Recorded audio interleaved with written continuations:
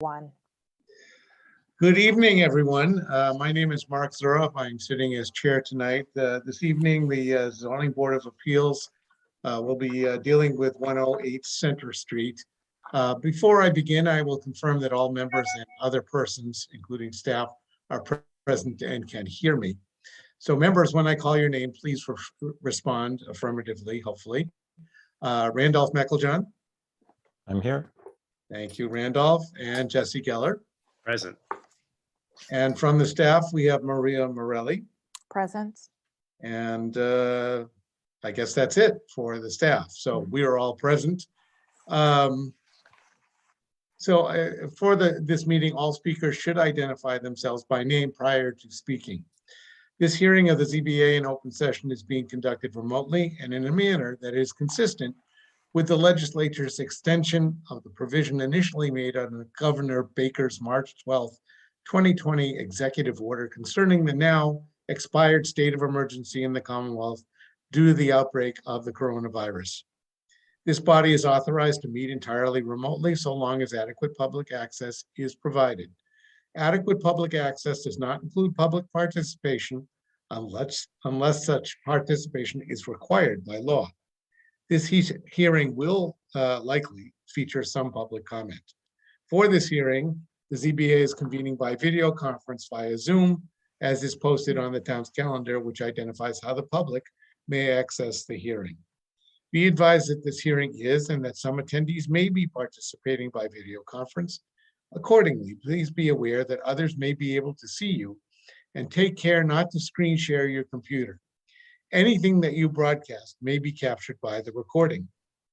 All supporting materials that have been provided to members of this body are also available to the public and may be accessed through the town website or by request from the planning staff. Finally, before turning to the agenda, I will cover some ground rules that will permit clear and effective conduct of our business and help to ensure accurate hearing minutes. Maria will be acting as host here, and she will introduce each speaker on the agenda. After they conclude their remarks, I will invite each member by name to provide any comment, question, or motion. Please hold yours until your name is called. Please also remember to mute your phone or your computer when you are not speaking, and to speak clearly and in a way that helps generate accurate minutes. Before responding, please wait until the floor is yielded to you and state your name before speaking. If members wish to engage in sidebar comment with other members, please do so through me or Maria. Finally, each vote taken in this hearing will be conducted by roll call vote. For the public comment component of this meeting, I will first ask members of the public, if there are any, who wish to identify themselves by name and address only. Maria will allow each one in turn through the chat section at the bottom of your screen. Please enter your name into that section. You can find it at the bottom. Click on the icon and the chat window will appear on the right. Our host, Maria, will queue members in the order in which the request is received. Additionally, we will ask if members of the public who are calling in would like to speak in any way with regard to this project. I remind all members of the public who are allowed and wish to speak that we are confining the comments this evening to those matters that are being discussed and not to other matters which we may have already discussed or will have an opportunity to discuss in the future. This meeting of the ZBA is breaking down into two parts this evening. Maria, I'll let you explain what the two parts are, and we will deal with one part and then we'll move on to the next part. So Maria, please. Thank you, Mark. I'm Maria Morelli, Senior Planner with the Regulatory Division of the Planning Department. And the two components of this agenda are, number one, an administrative item, and it pertains to the modification of the comprehensive permit for 100 Center. So I'm just going to explain it really simply. This modification is pursuant to 760 CMR 56, paragraph 5, subparagraph 11. When we get notice, or the ZBA gets notice from the applicant of a modification to a comp permit, the town has 20 days to hold a public meeting as opposed to a public hearing. And at that public meeting, it's up to the ZBA to determine if the proposed changes are insubstantial or substantial. The changes that are proposed are to adjust the parking layout for the parcel abutting 108 Center at 100 Center. As you know, this the 40B for 108 Center, there was a campus-wide approach to create as much open space and safe access ways as much as possible amongst the three parcels. There was an adjustment of some of the parking spaces at 100 Center. A little bit of the history, there was a 1970 decision, which was a special permit was granted for the construction of 100 Center. And then in 1986, there was a comprehensive permit that one of the things that came about through the comp permit was a change in use. I consulted with town council, Jonathan Simpson. The two questions I had for him: one, is this a modification of the comp permit, the 1986 comp permit, or is it a modification of the 1970 decision? And the other was, are the changes proposed for the comp permit, if that's what needs to be updated, are they insubstantial or substantial? So the first question, it was clear to Jonathan Simpson that the 1986 comp permit subsumes the 1970 decision. There was a change in use. So that is really like a holistic approach. And so what the applicant should be doing is modifying the 1986 comp permit. Because they would be updating or modifying the comp permit, the question is, are these changes insubstantial or substantial?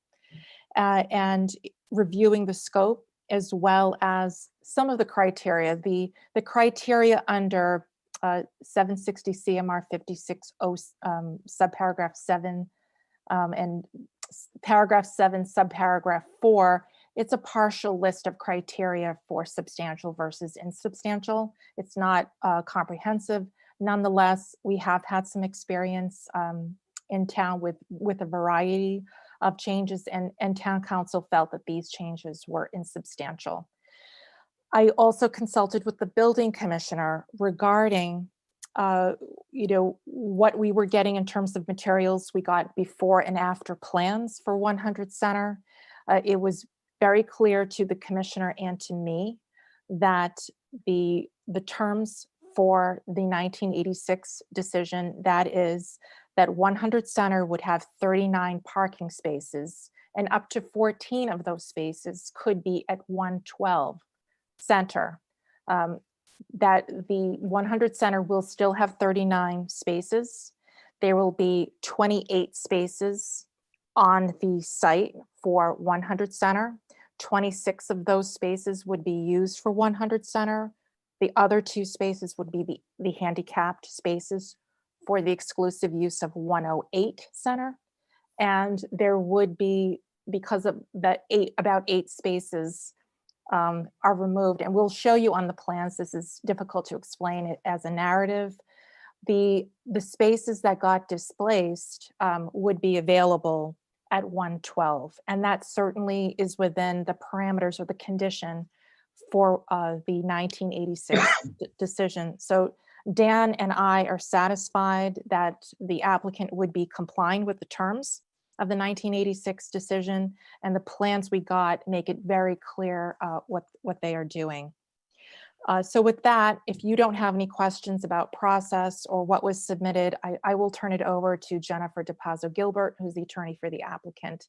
And also the project team can share their screens if they want to. Thank you. Jennifer DePazzo Gilbert here for the applicant. Thank you for that really comprehensive overview, Maria. We did spend quite a bit of time with Maria and also Dan Bennett piecing together what we could of the historical documents. It's quite a complicated site, but what we're asking for is pretty simple. And I think what we're really asking for is a reconfiguration of the parking spaces at 100, and also to add really those 2 ADA spaces. Now, during the working group sessions with Cliff Bomer and Maria, and also having heard comments from Randolph during the working group and the design review, we were asked to see if we could remove some of those surface spaces to make the walkways wider and to make the open space in the back of the building better for the residents and so forth. And so we did that. And in doing that, now we'll have 26 surface spaces. And the remaining can be in the garage. The utilization report that Stan Tech submitted shows that there are sufficient spaces in the garage. There's only one garage on the campus, and that the intent of those prior historical decisions was always that this would be a campus-wide approach, both for the open space and for the parking. So let me ask, I think it's going to be George Ryan to come on and share the screen. And I'd like to just really walk everybody through sort of what we submitted and what we're proposing so folks can see it. So George, I think the first thing we should pull up is the plan that shows the existing 36 spaces marked out.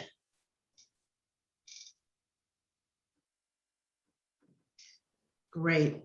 So here is where we started, right? And this shows that operationally there were 36 spaces being used. And you can see that there spaces 6, 7, 8, and 9 were in the drive aisle. Those 4 spaces were eliminated to make the drive aisle safer and wider. Jennifer, can you just orient us? I can't see where we are. Sure. So if you go into the front, point to that grassy area, that's Center Street. Oh, Center Street's running across the top. Top, yeah. If you, that's what it is. Okay, we've usually been looking at it the other way around. That's Center Street. And so, like I was saying, you pull in off Center, and we got rid of 6, 7, 8, and 9. Those 4 spaces there were eliminated to make the drive aisle wider. And then at the side here, where you see 1, 2, 3, 4, 5.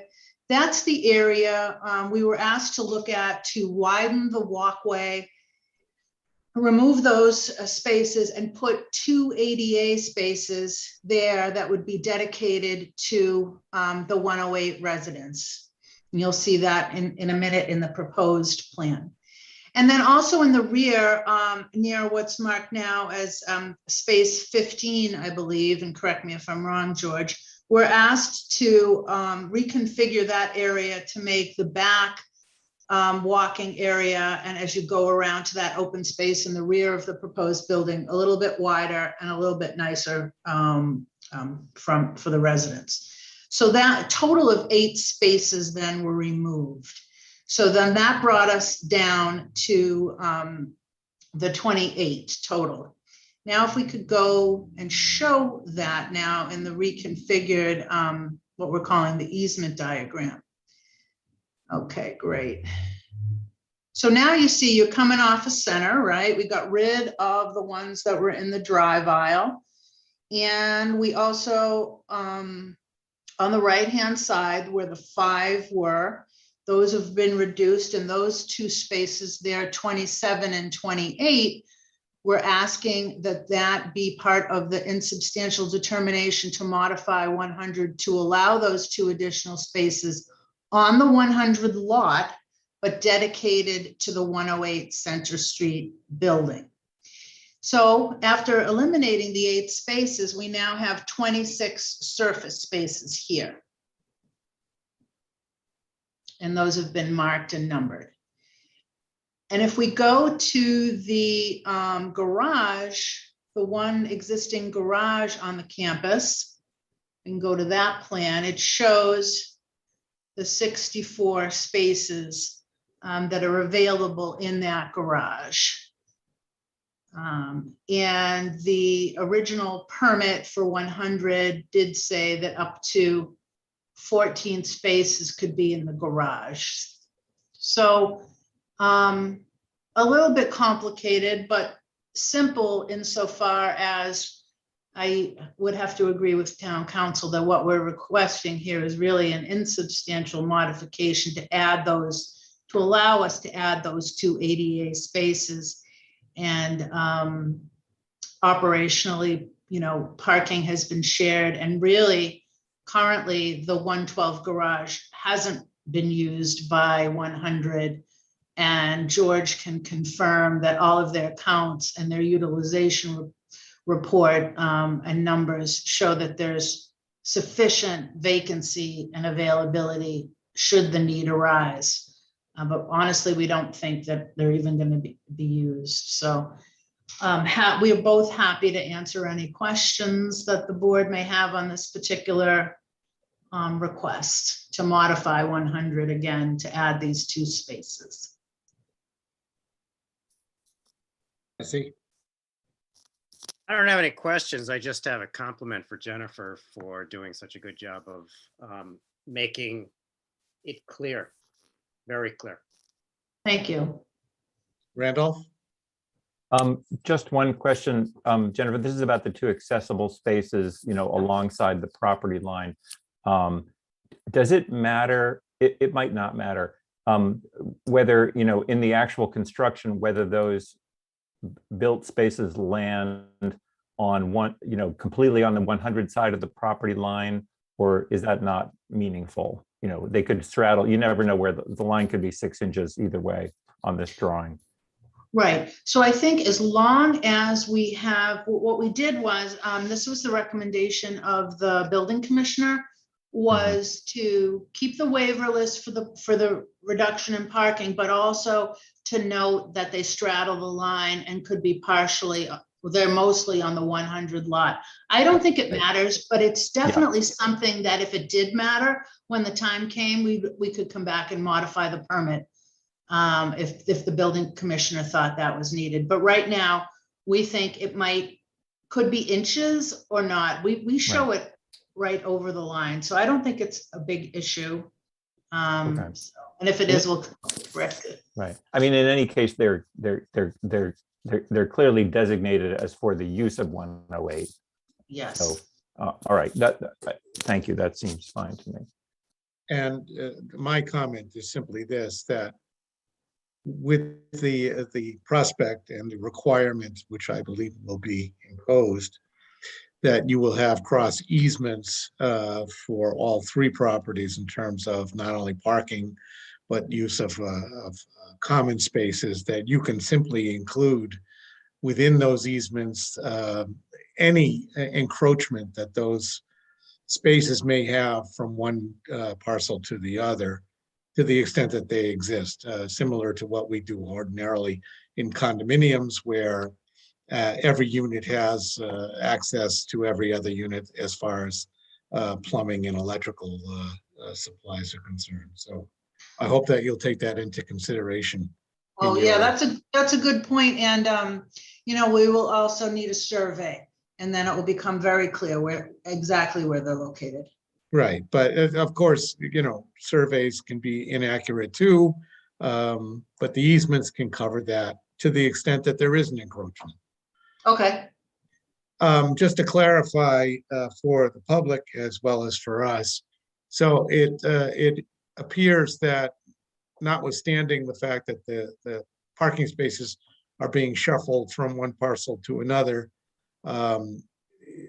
the use of the available parking has not reached capacity, and you don't think that it will reach capacity. In other words, there will be adequate parking available for all 3 parcels, regardless of how they're apportioned between the 3 parcels. Yes, that's what the counts showed, the actual counts on site and the utilization report. And it's interesting to note too, that with the passage of the recent amendment to the zoning bylaw on the parking, we're actually more in compliance now. You know, the new bylaw sort of recognizes that for these types of projects, the board could, by special permit, even eliminate required parking. So we believe it's more than sufficient based on the counts on site that were done. Okay, thank you. Mark, Or- just one thing that I wanted to add.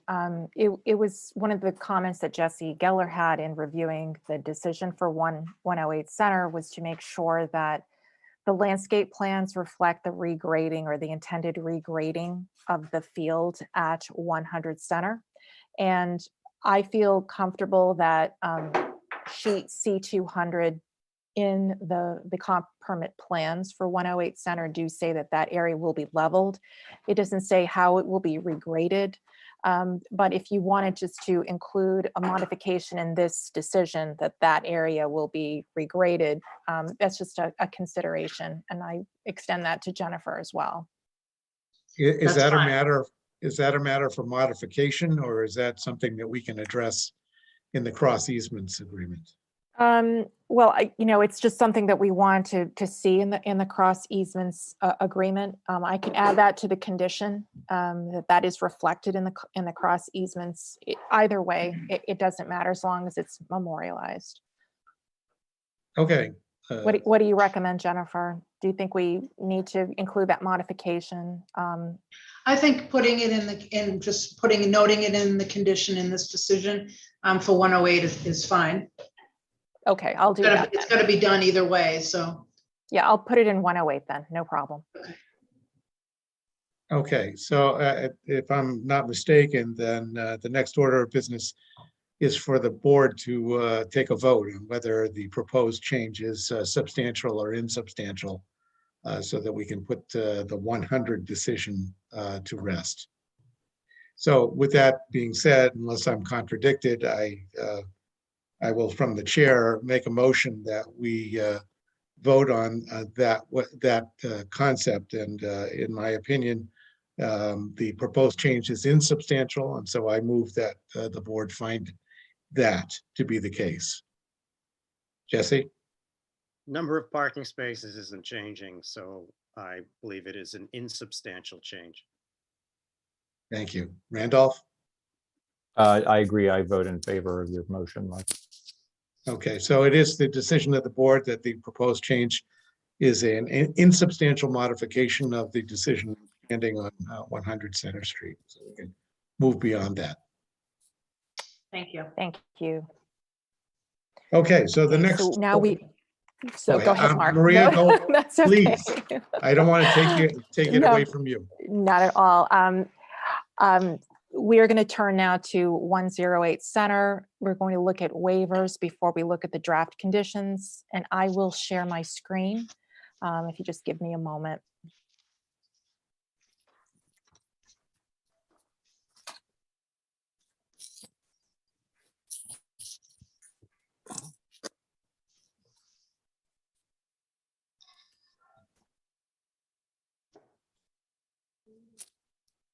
You should all be able to see that. Let me know if that's clear and large enough. Okay, so we'll Fine for start. me. Okay, we'll start with waiver number A, or letter A.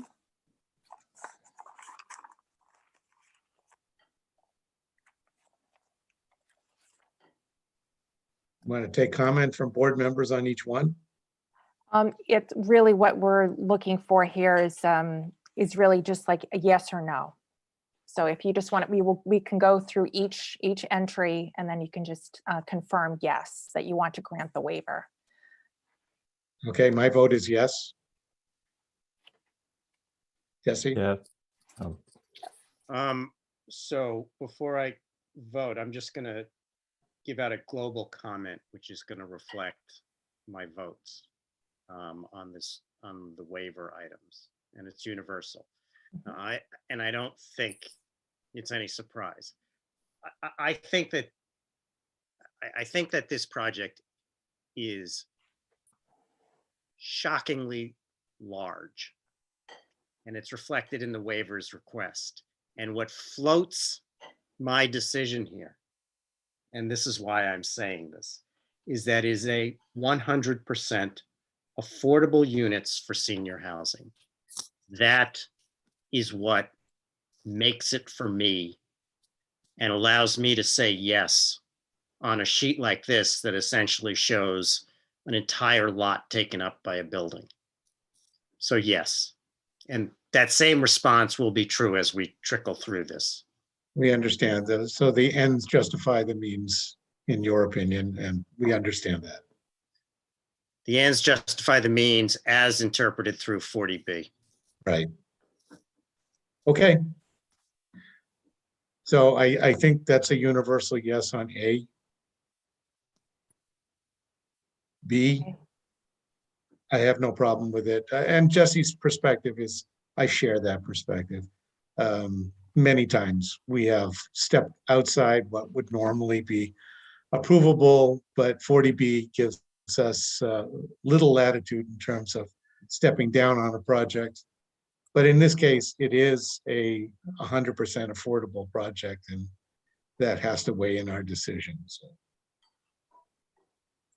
Randolph, comment? I'll vote yes on B. Okay, Yes. okay, me yes as well. C, I Yes. vote yeah. Yes, Yes. 3 yeses. D, Yes. yes, Yes. 3 yeses. We're on E, Yes. same for me. Yes. All right, Oops. next page. Yep, Okay, the next page. we lost, did we lose E? No, you Oh, said we did yes it. to E. Okay. We're on F. Okay. F with the modification, I have no problem. Yes, Yes. Can I just ask a question about the in the second wide column? Why is it necessary to call out height at the roof line? Isn't the definition of height already in the building code? There are a number of reference points on a building, and this is what the building commissioner uses. So anything above the roof line isn't like, you might have a, like a you know, parapet. a parapet, exactly, a parapet or any rooftop structures are not part of the calculation for height.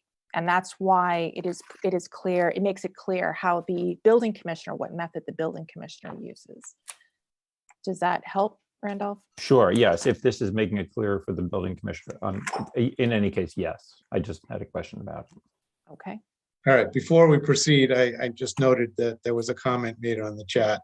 And I'll remind the public that the chat is to be recognized by Maria, and it is not a place for you to offer your opinions or testimony. So Maria, you'll screen the participants.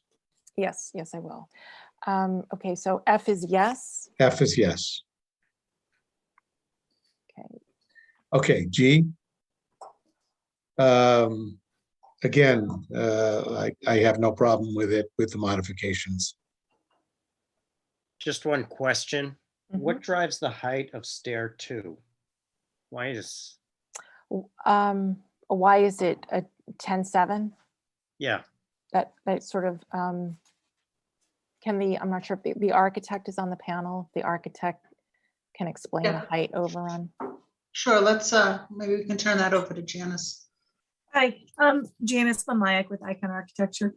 Stair 2 is the stair that goes to the roof, and we designed it with minimum head clearances. So it's, just to get up there. And that's currently what it's detailed at 7 inches more than the 10-foot allowed. so stair 1 doesn't go to the roof. Correct. Stair 2 is the only one that goes to the roof. Okay, thank you. So both, And just to clarify, the roof of this particular building is not set aside for public access. Is that correct? That is correct. Okay. So the answer, So so yes, Mark. yes, and I agree. No problem with that. yeah, Randolph? just a question while we have the architect. It looks like both the elevator penthouse, I mean, the way that the waiver is written, it's just stating dimensions which I think are to be measured from the roof surface of 80, and Janice is nodding yes. Okay. I mean, That is correct. all right. I mean, I think the dimensions are clear. it's all within the same block where we have a sort of starting height limit. So I'll say yes, fine. Okay. G is approved. H. No change. Again, same perspective. I vote yes. Same comment, yes. Yes, Okay, 3 yeses. I, same comment. Yes. Yes. yes, Okay, let's move on. Okay, you can see K, or sorry, let's see. I think we're on J. we J. Yes, J. Can you see that? Yes, we know we're close to the lot, Okay. but I still vote yes based on our, Yep. Okay, Yes, okay, 3 yeses. Okay. Same thing, same comment. But yes. Board members, Yes. yes, okay, L, Yes. same thing, yes. okay, yes, M, Yes. yes. yes, N, Yes. yes. yeah, we've talked about parking, so it's a yes. okay. Going to O, let's see. Same comment about parking, yes. Yes. Yes, P, we had a lot of discussion about this, but yes. Yes. yes, Q, Yeah. that's been well vetted. I vote yes. Yes, Mark. yes, R, I don't think that's a real issue, but it's required, so yes. yes, S. That's a big general, but yes, I guess. Yes. yes, Why is it in there?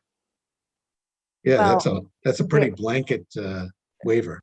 So we don't actually have an approval. This was passed at town meeting. The AG has not approved it yet. We do expect something in March, some kind of approval or disapproval. I believe this particular project is going to be built to passive house standards with heat pumps, mm, but we just don't know how the final version of this bylaw is going to be, expressed. So I think it is probably prudent for the applicant to request a waiver. But they are going to be far exceeding stretch code. And certainly, they are striving to have heat pumps. So it would be fossil fuel heating and cooling. And it would also, they're generating their own, renewable energy on the roof. And they're building to passive house standards. So I'm not concerned about this waiver, if that is helpful to the board. Maria, should it be couched in terms that it would be subject to the approval of the Attorney General and whatever regulations may be in place at the time? Well, we said waived, requested from the provisions, and then this bylaw has not been approved by the Attorney General. So Did- we can word it a little bit differently if you prefer. Just to say this is a perspective bylaw. The reason why we put it in here, and Jennifer probably can say this a little bit more eloquently than I can, when a zoning amendment is proposed, it's actually in place until we hear from the AG. So that's why we have this funny condition where anyone submitting a project actually does need to meet what was passed at town meeting. Actually, it's when it is submitted to town meeting, it goes retroactive back to when the petitioners submit that proposal. Yeah, I mean, I would say we're still looking for the waiver of as it was adopted at town meeting. Sometimes what the Attorney General will do is they will strike portions of a proposed bylaw if they think some of it's okay and some of it's not. So we're asking for a waiver from the full provisions of 913, but Janice, I think, has been pretty clear that this is going to be an electric building with heat pumps and quite a sustainable project. So in the end, it may not require a waiver, but there's certainly the generator that's going to be required will be fossil fuel driven, but everything else should be electric, right, Janice? You're muted. Sorry. With the exception of domestic hot water, we've got Okay. the space dedication for the potential of future electric domestic hot water, but right now that is not the case. So in the bylaw that was passed, you could get an exemption from a 10,000 square foot plus building for the hot water, because in the cold weather areas like New England, there's still an acknowledgement that that's a tough goal to meet. And it also gets very expensive to have electric heat, and it's not as efficient. But to get that waiver under the existing bylaw, were it to be passed by the AG, you have to go through a whole process with the planning board and with the building commissioner to prove that it's not feasible. And so we need a waiver if it were passed as is. Can I just ask one more question, since we've spent some time talking about this, and this relates to the conditions that we're coming to. Janice, you talked about hot water heating. There's heating and cooling, and then there's cooking. What's the fuel source for cooking in this building? Electric. Everything is electric with the exception of domestic hot water. Okay, thanks. So I'll come back to that when we get to the conditions. Okay. Well, So I believe, think I think Jesse had it. Jesse, if it was going to be waived, it's got to be based on the specific language as voted on and submitted. I don't want a global, if it turns out that that section gets revised, either because the Attorney General feels that portions of it are unacceptable and that nuance changes meanings, or to the degree that somehow it gets changed otherwise. I don't want a global waiver for something Okay. that I don't anticipate. that's why I proposed that it be couched in terms, right? So if we couch it in terms of whatever the final accepted bylaw is, No, whatever No. was approved and submitted. Right. So I think what you're getting at is, let me try this. Waiver requested from the provisions of section 9.13 as approved by town meeting and submitted to the Attorney General for review. Correct. okay. Maria, you'll make that edit. I will. And, what we can also do, since I don't have a condition, requiring fossil fuel-free heating and cooling and appliances, we could also just put a note here because, usually what we do is we limit waivers within a certain scope.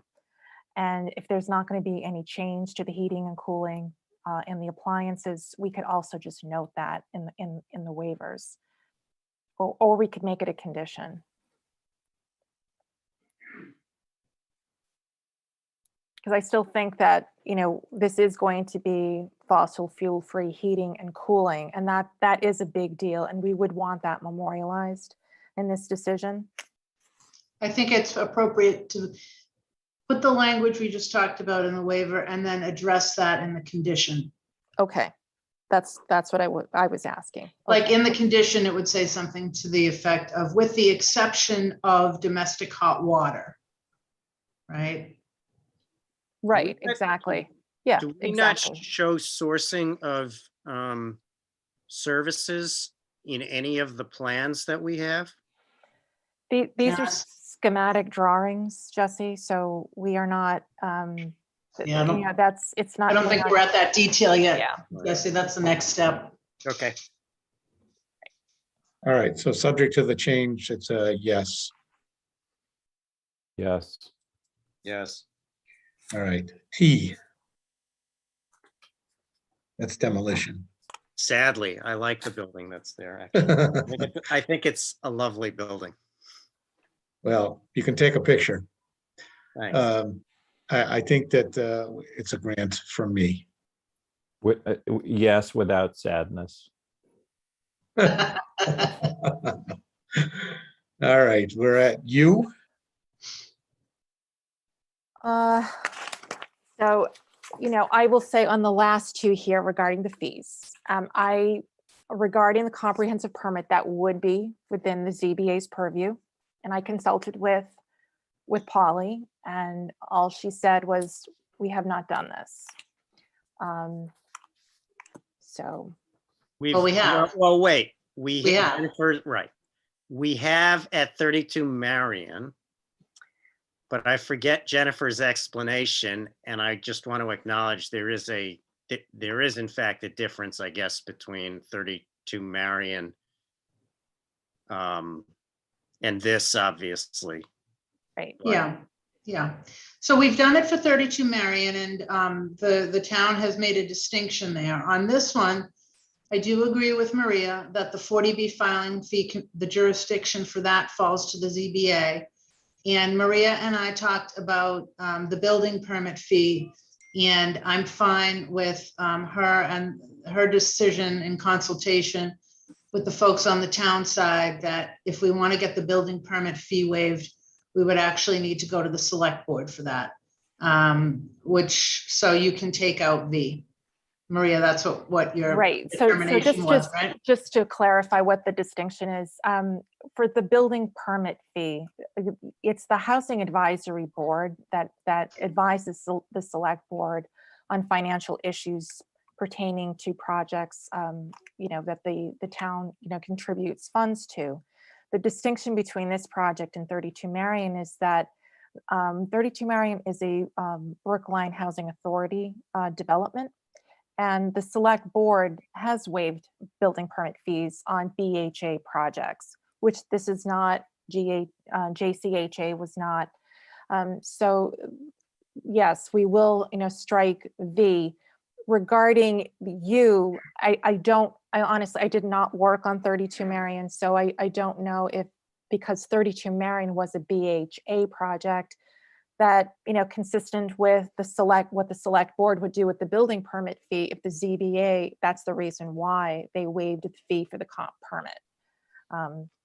So I asked for a waiver of the comp permit fee at the very beginning of both projects based on the nonprofit status. They're 100% affordable units for all units. And I was told by the planning director at the time that we had to pay it.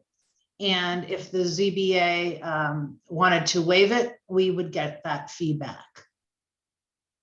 So that's why it's there.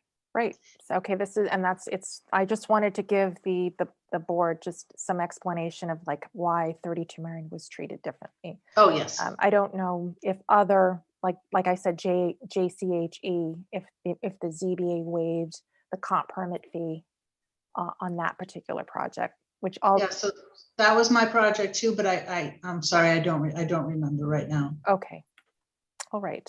I sat on that board. I don't remember waiving that fee. And the fact is that every 40B has a nonprofit element to it. And from my point of view, I don't see any reason why this should be treated any differently. I realize it's 100% affordable, but we have the fees in place for 40Bs for a reason. So I'm not necessarily in favor of this. I'll listen to the other board members. Yeah, I agree with Mark. I said on 32 Marion, so I understand the argument for BHA. I don't see the argument in this case. So I would not be in favor of waiving that application fee. Randolph? Hearing comments from both of you, and I appreciate your background in it, I would agree to disapprove this waiver request. All right, so it is. Okay, so both U and V are declined. Both U and V. Correct. Okay, and there are no further waivers. So I will now turn to the decision.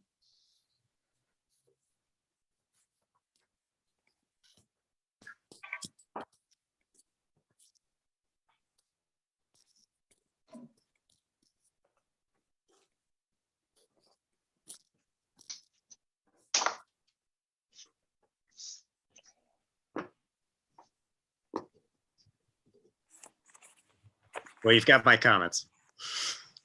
Right, so what I did Yeah, here and is I collated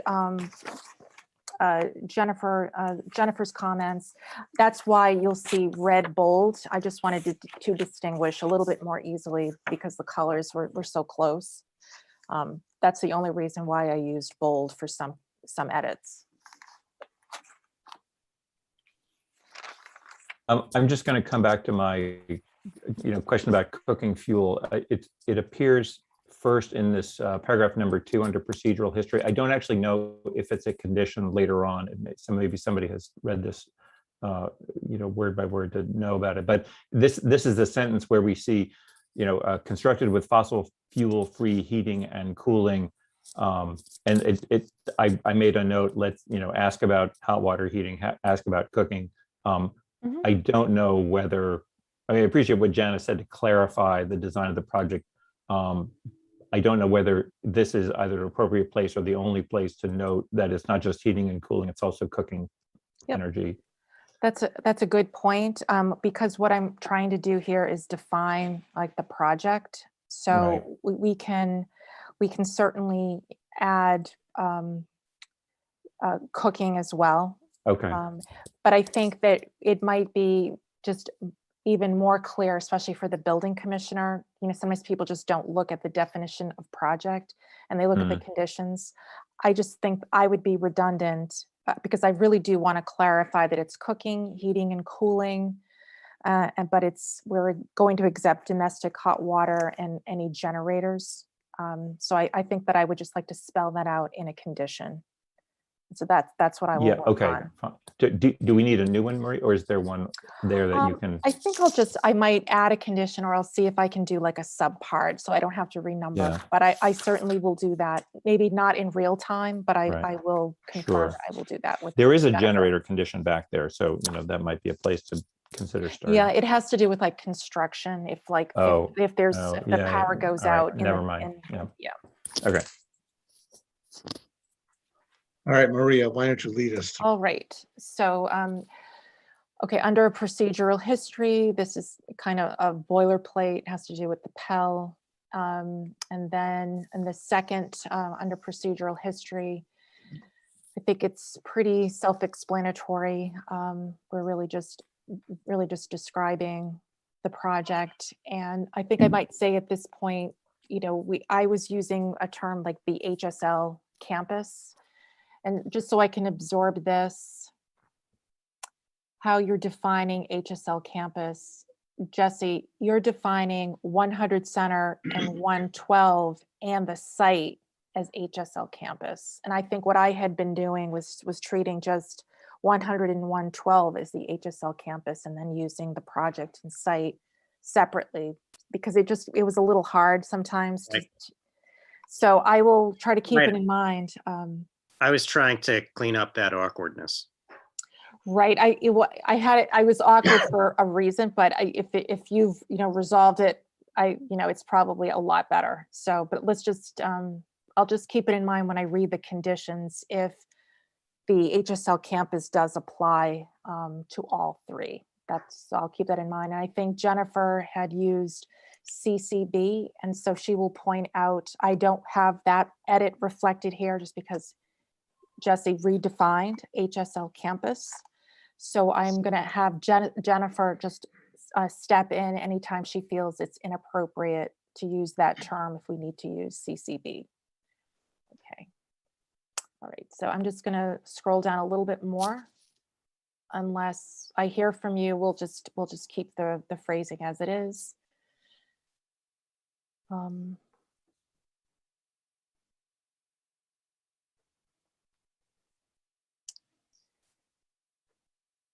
and then again with procedural history, these are just some of the this was really the charge to the developer, and that's why I'll just pause here to make sure that all 3 board members feel comfortable with the charge as it's been expressed in this item.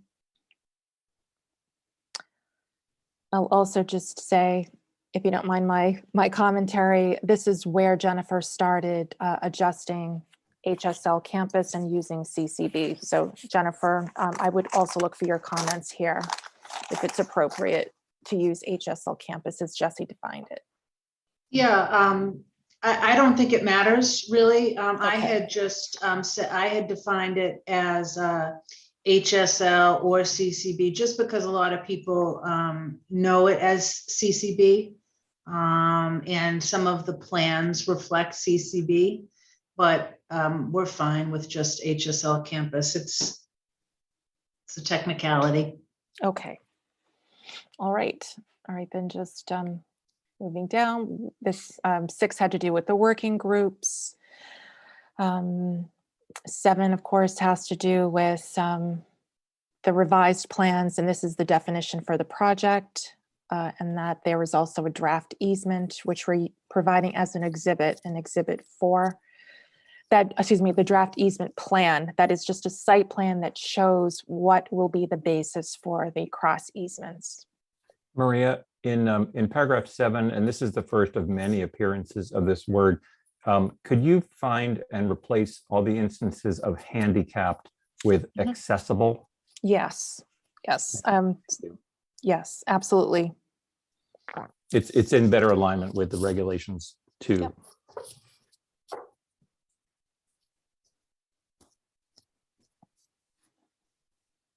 Probably a Okay. dozen or more. Yep, thank you. Okay, and item 8 has to do with all of the components of the comprehensive permit application, and these would reflect all of the ZBA approved plans that have been reviewed, the latest version, the definitive set. So, and the reason why I highlighted these is because I needed updated building sections, which I got.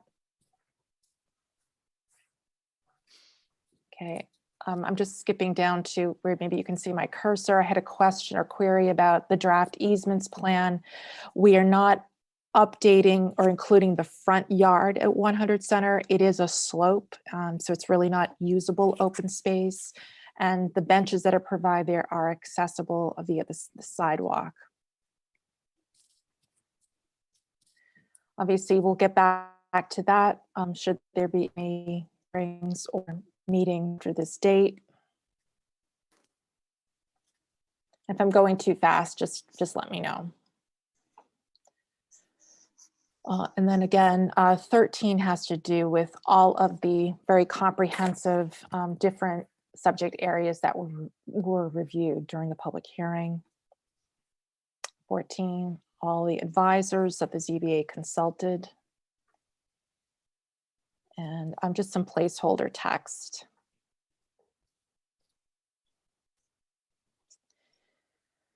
Okay, so then with the findings, I think some of the edits, there was a redundancy there.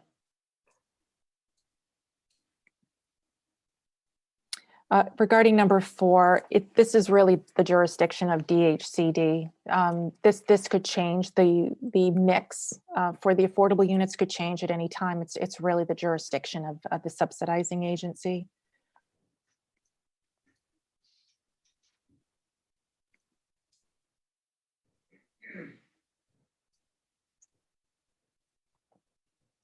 Just let me know if I can scroll further past item 9. I'll wait for you to tell me.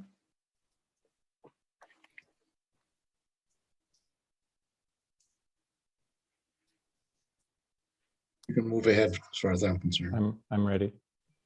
Okay. Maria, number 10, just before you leave this page, spelling of senior center, CENT. Oh, right, thank you. ER. Thanks. I'm getting confused with Center Street. Right.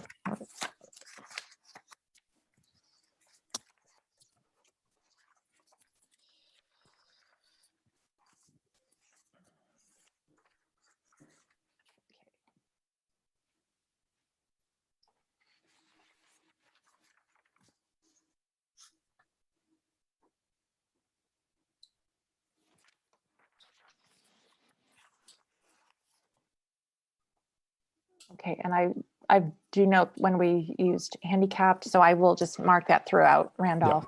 Mhm. Yeah, thanks.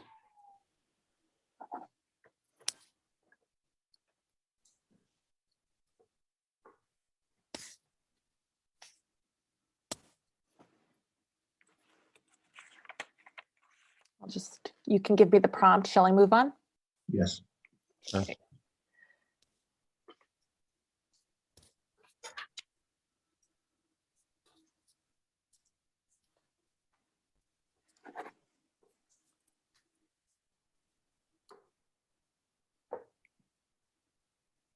I'm fine.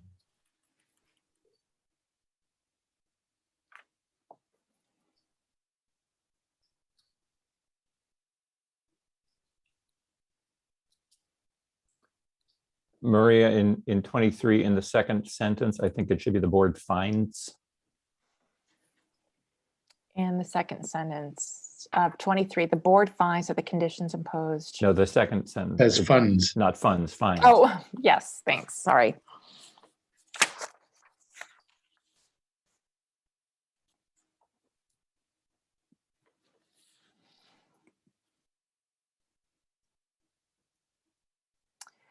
I guess for 26, the board finds the criteria. So we typically don't grant like a waiver to 509 because it's such a comprehensive process where we essentially are reviewing all of those particular criteria or criteria categories under section 509 paragraph 4. But maybe you want to use a different word instead of satisfied. Maybe you'd like to say have been comprehensively reviewed, Addressed. addressed. Completed. I don't recall ever seeing this in a decision before. Right. Yeah. So Go what ahead, happened?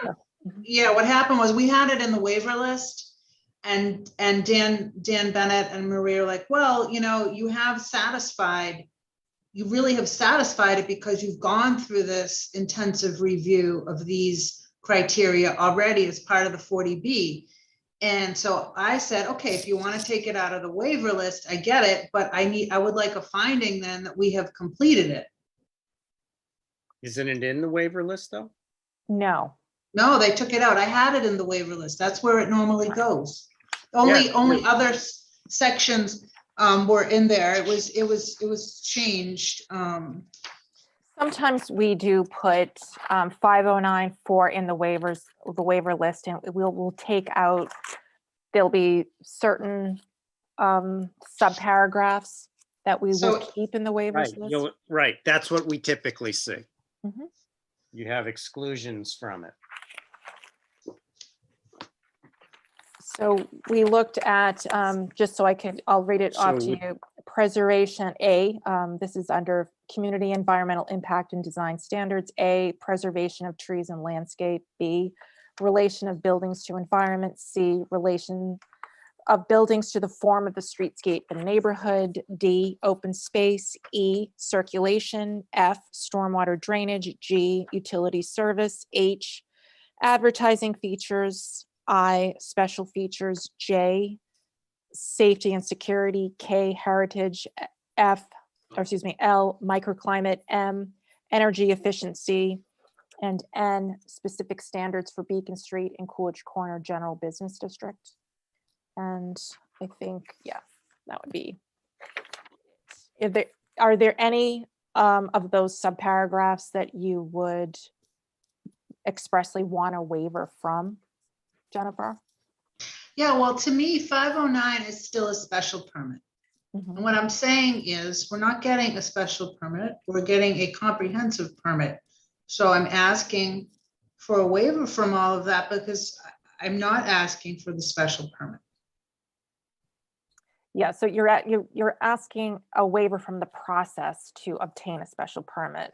Correct. That's why when you and Dan suggested taking it out, it made me a little bit nervous. And so I thought, well, if you're going to take it out of the waiver list, I'm okay as long as the board says that I've already completed that review that was required.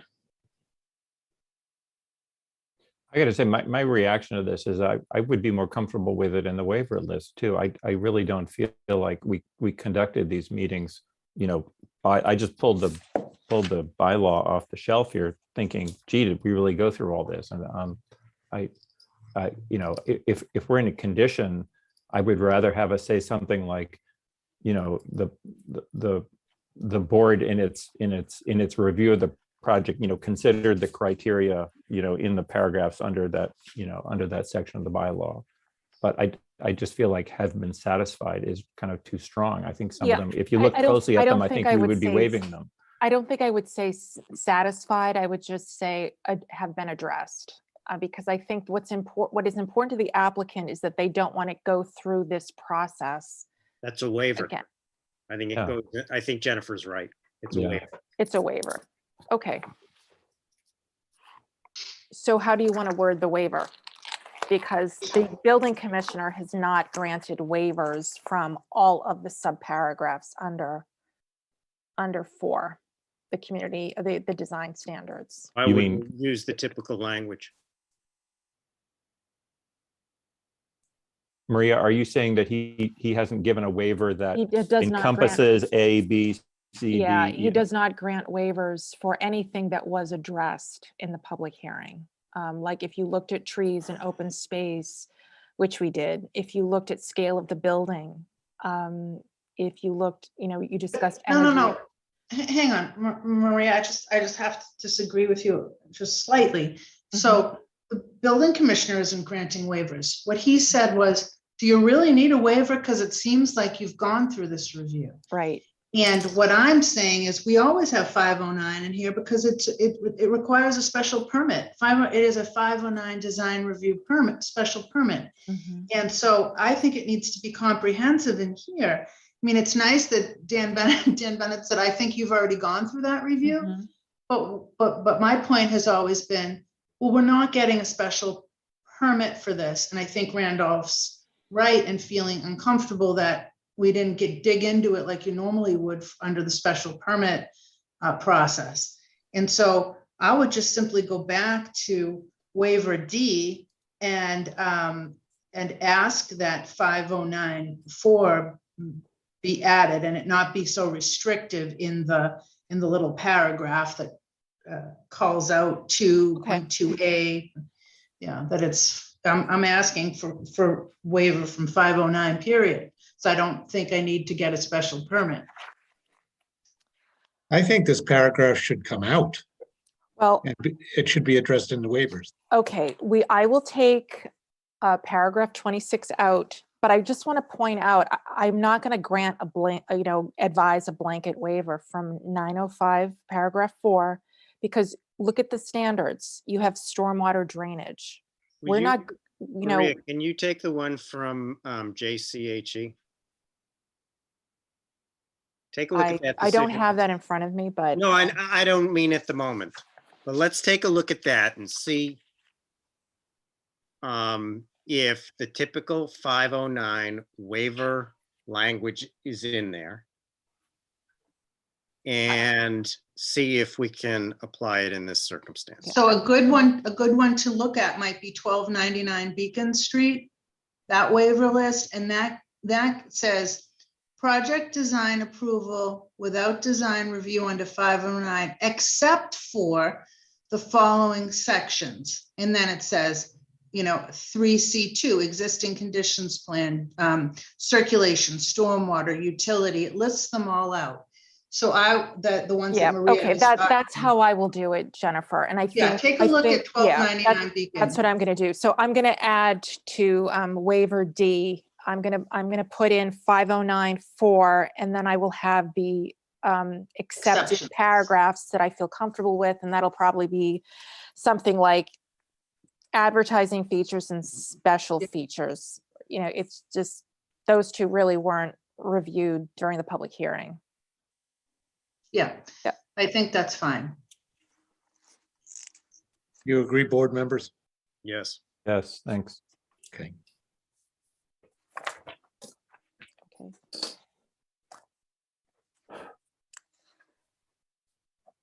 Okay.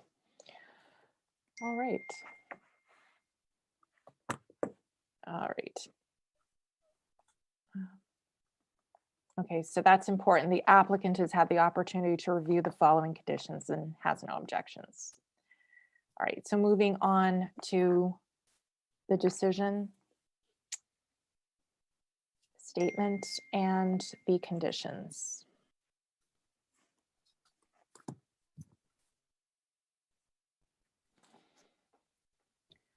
I'm just going to skip ahead to 4. You know, there is non-residential community space, which may be leased to an entity, and it's often referred to as, you know, potential like venue for, you know, events, community gatherings for people, you know, within the HSL campus or outside the community. It might be leased to an entity. There would be a cafe, but not a commercial kitchen. So one thing I would recommend that maybe there is a condition that prohibits a commercial kitchen, just because we haven't looked at a, you know, a trash plan or ventilation for something like that. We're fine with that. No commercial kitchen. We're Okay. fine with that. Are there any other activities that should be prohibited?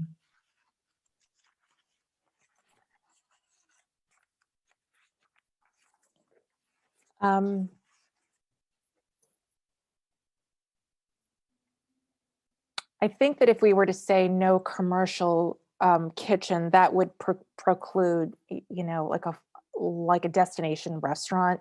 Well, wait, Or it's already defined by community space.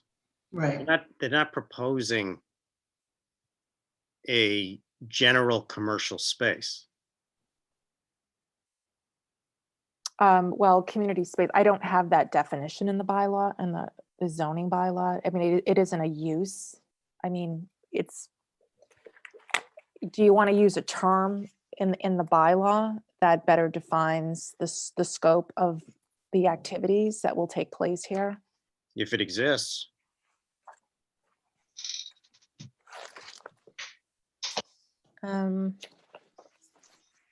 Well, I guess the applicant, what do you think would best describe how you're going to be using the space? Well, as a community space, yeah, I mean, I can look and see if there's in the table of uses, that there's something more specific, but community This- space without a commercial kitchen, I think might cover quite a lot. This condition is not tied to just the community space, it's the entire project. Right. So, I mean, there's a lot of uses that would be prohibited normally in a residential building, but I don't know how you define it in small terms. Well, honestly, we really don't treat let's our revisit. permits that way. We really kind of zero in on those mixed use projects, because we're trying to manage the intensity of use on a mixed use project. And that's why for some of the, say, mixed use 40Bs that we've had, we've had to be specific about how the non-residential space will get used. We've had to prohibit, say, a destination restaurant in some cases, or a grocery store and a destination restaurant in the case of 1299, for instance. Yeah, well, we're not asking for a waiver for, you know, we wouldn't be allowed to have those, a grocery store or commercial retail. Community space, I just want to be really careful because, of course, we discussed with the town, and the intent here is to be able to provide this space to the senior center as an expansion of the senior center potentially, if they were inclined to lease the space. And I just want to be careful not to put any language in there that would prohibit that. So I really do think that most all of the commercial activities are prohibited here anyway. We didn't ask for waivers that would allow commercial space. And by saying, as long as there's no commercial kitchen, you're already wiping out sort of the destination restaurant for profit. The cafe isn't going to need a commercial kitchen because it's going to be coffee and pre-baked goods like Jesse we get into, like on other cases, you know, the Dunkin' Donuts style where things aren't cooked on site, they're just heated up. Okay, so then I will say that 4 will read, no commercial kitchens shall be prohibited on the site.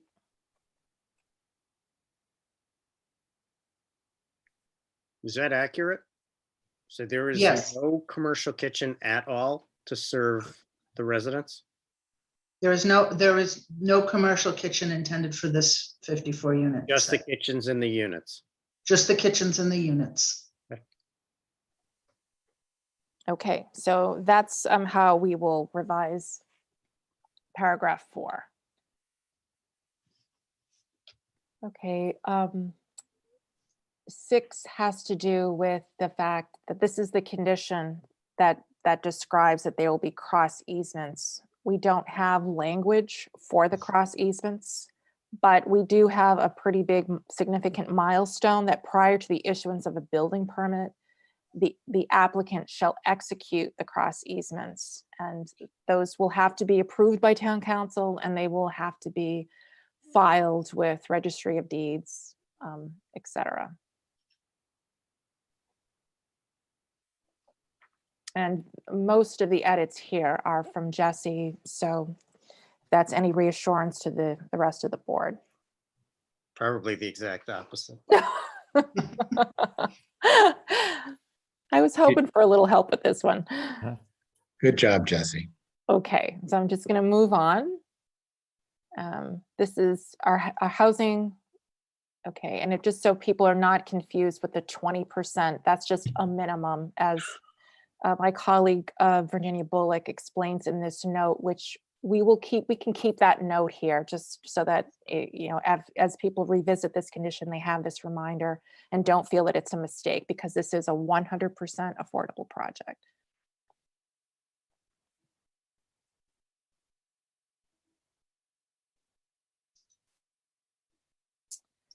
Okay, and a lot of this is boilerplate. There will be a second regulatory agreement after the 30 years, just so that these affordable units remain affordable in perpetuity. Can we just jump back for one question on 6? Sure. I put within brackets trash storage because I seem to recall trash storage is in the neighboring building. Is that correct? No, it's not. The trash storage is on at 108 Center.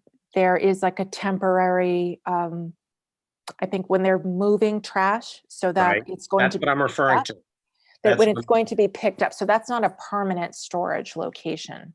Like a holding room? I would maybe say it's just part of a, well, how would you describe that, Jennifer? Is that actually part of the easements? I don't believe that temporary. I want the architect to answer this question. The corral that we're calling it is more of a holding area for oversized boxes or what have you. The actual trash storage for the building is via trash chute, and there's a trash room in the basement where all our totes and you know, 2-yarders are located. So the corral is really just a temporary holding area Okay, if there's oversized pieces. but is that reflected on the draft easements plan, that holdover as needing an easement, a cross easement? I believe that's included in the cross easements. Okay, all right, then I will just describe it as the holdover trash corral. Trash holding area. Trash Right. holding area. And you can remove those brackets because that's what I just wasn't clear what it was. Okay, thank Right. you. Thank you for catching that. Thank you, Janice and Jesse. That was good clarifications. Okay. All right, so this is mostly really boilerplate housing conditions that. were- Maria, sorry, just a clarification on number 13, is that Virginia's job title, Assistant Director for Community Planning, or somebody else? That is Joe Viola. That is the Joe Viola, person, okay. yeah. Mhm. Great.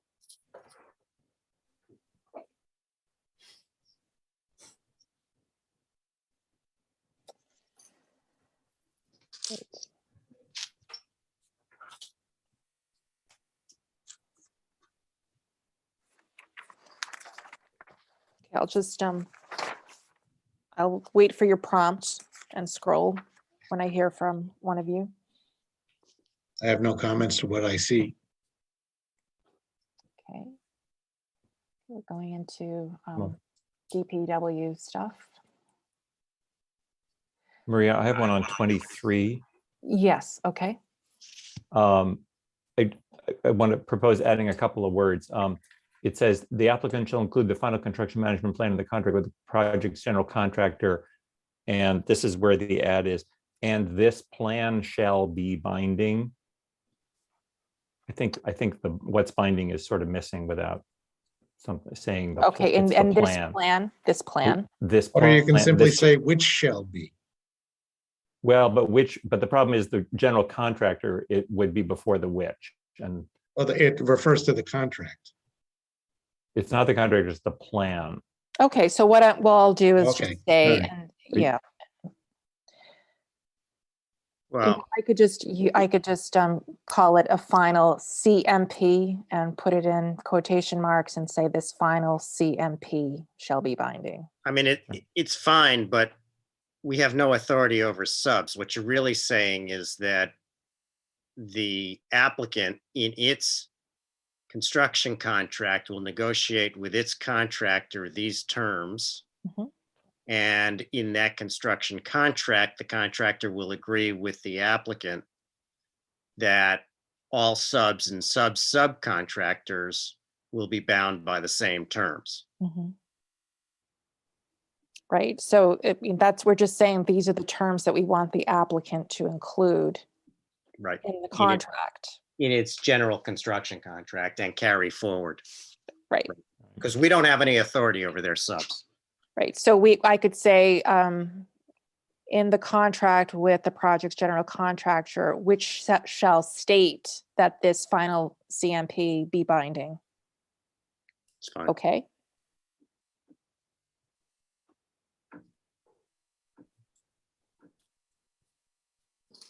All right. So if it's okay with you, Randolph, I will work with Janice and Jennifer on a condition that accurately reflects the sustainability program, but it's namely the fossil fuel-free HVAC and cooking and the passive house. And then the exceptions would be the domestic hot water and the generator. I'm not going to talk about solar just because, you know, I think that they're making their best attempt, but sometimes things can fall through with credits or whatever. But if that's okay with you, that's what I would include in a decision to be worked out with Jennifer and Janice. Yeah, I don't have a problem with that. Maria, are you suggesting that it's a condition that you'll drop into this section that we're in or somewhere near here? Yeah, I haven't figured out where I'll put it. You know, maybe I'll put it at the end so I don't have to renumber, but it doesn't really matter where it goes as long as it's. Okay. Yeah, I'm fine with that.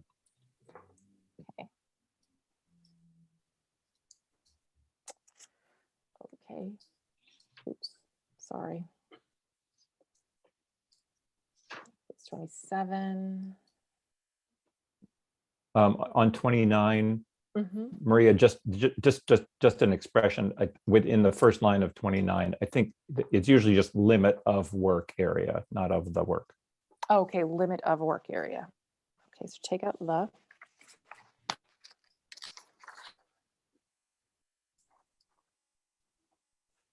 Okay. And then in 31, we've got Jennifer, I think, put this edit in about, caused by the construction. There's a phrase that was used in 30 and some other places, causally connected to construction, could we not just keep using the same phrase? We can, it means the same thing. Yep. Yeah. Okay, okay.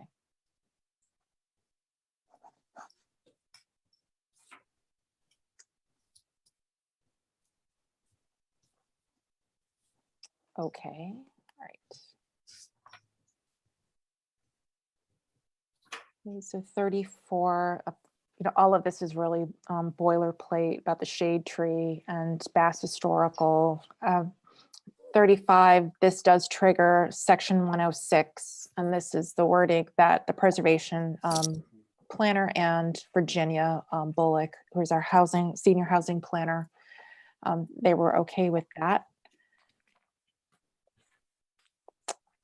Again, this is really more boilerplate. 37 are just really some specifics that we're going to submit to the planning department as part of that, final review. It's the 2 handicap parking spaces at 100 Center.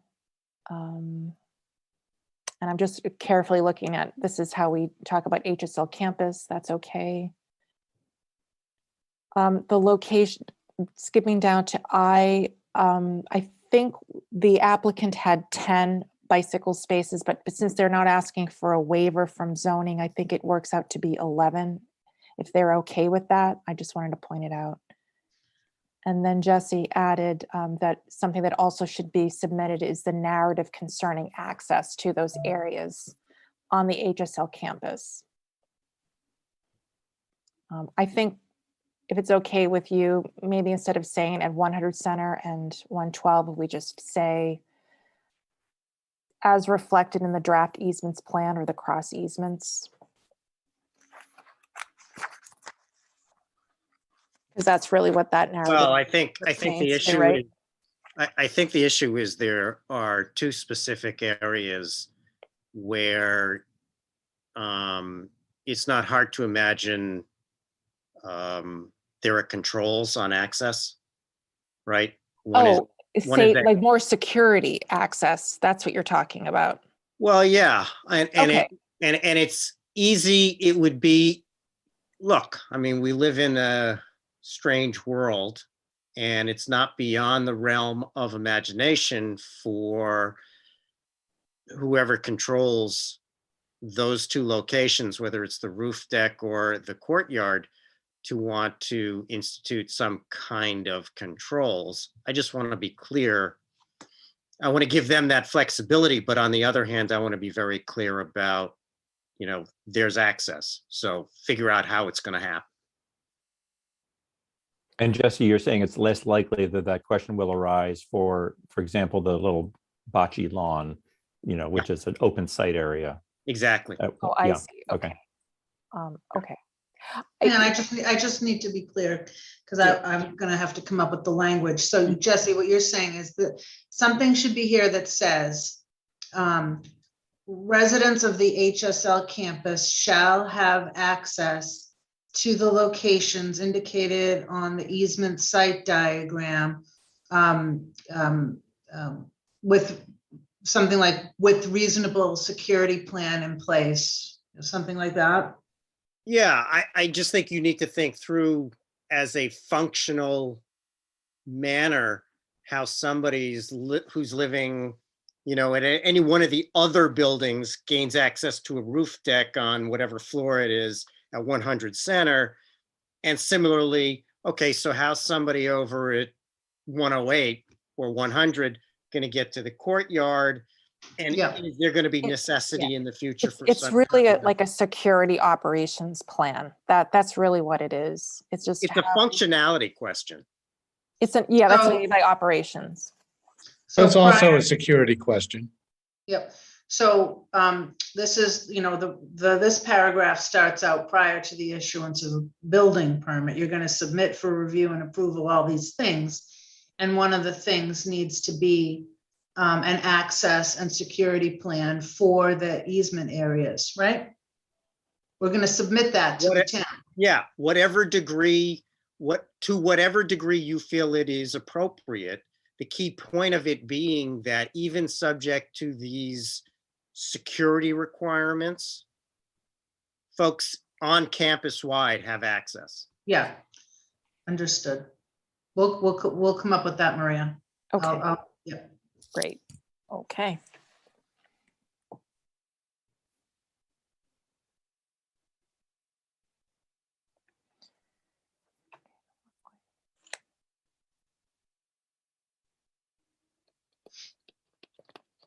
Sorry, I'm just going to scroll a little bit more. Sorry if I'm creating motion sickness. Jennifer, I'm going to keep 42 only because the stormwater and manage, it's a drainage plan of in contrast to the design of the facilities. So That's fine. I just thought it was repetitive to 44, but I'm fine with keeping them both in. Yeah.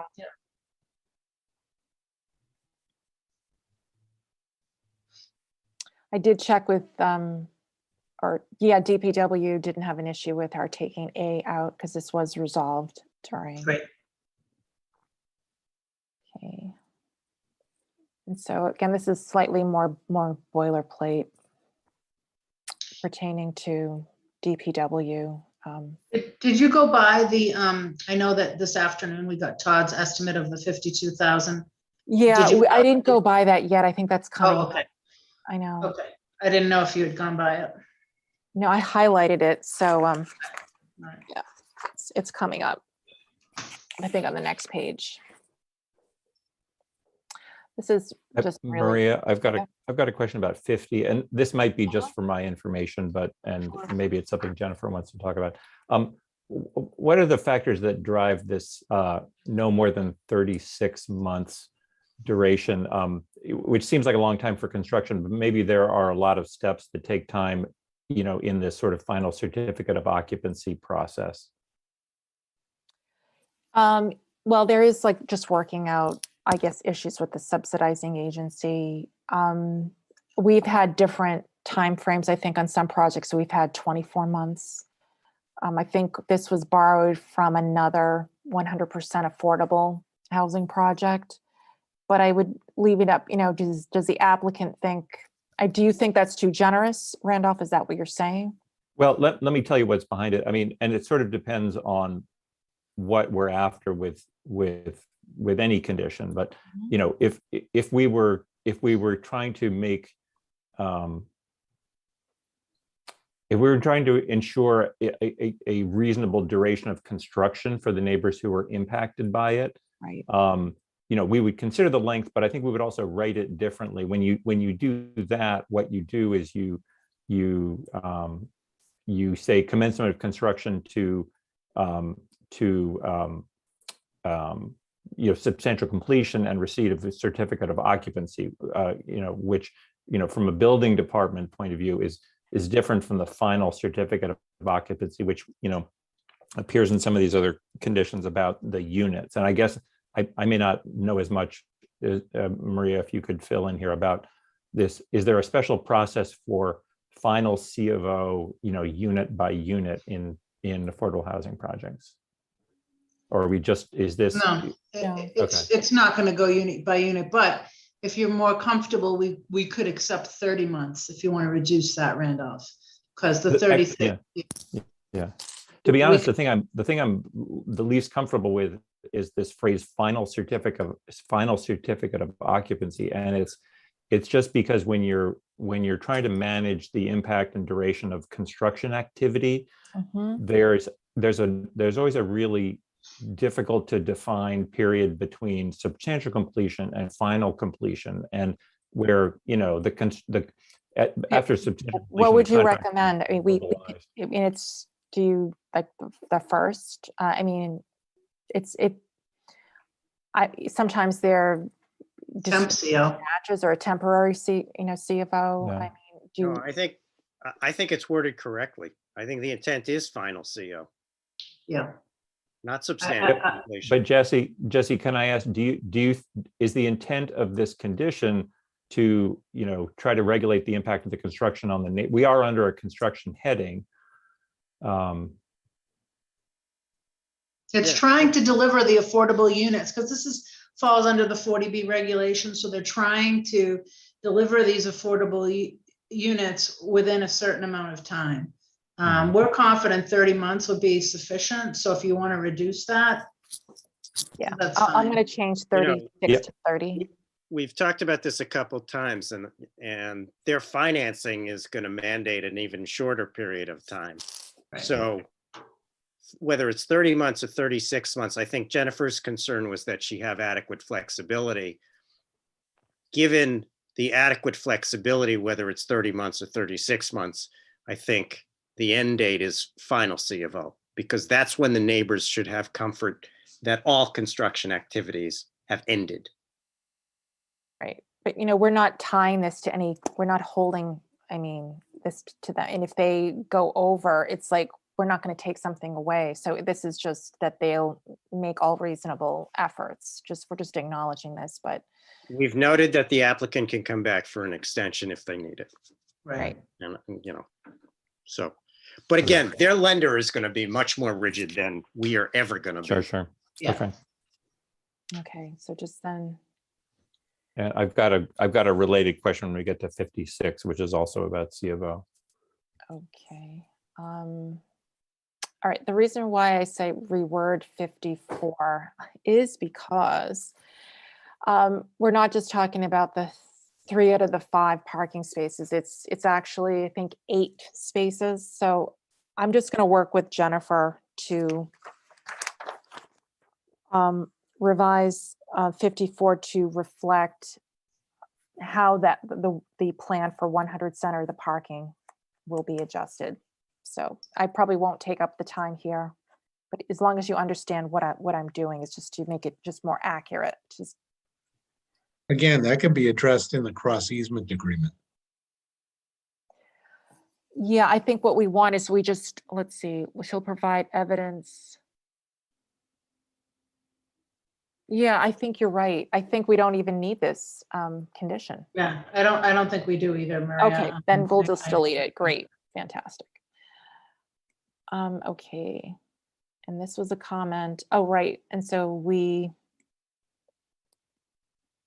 what I will do here is just state something about the landscaping plans. I think back on the building permit, prior to the issuance of a building permit, that's where I will put the business about the grading of the Dinesh field.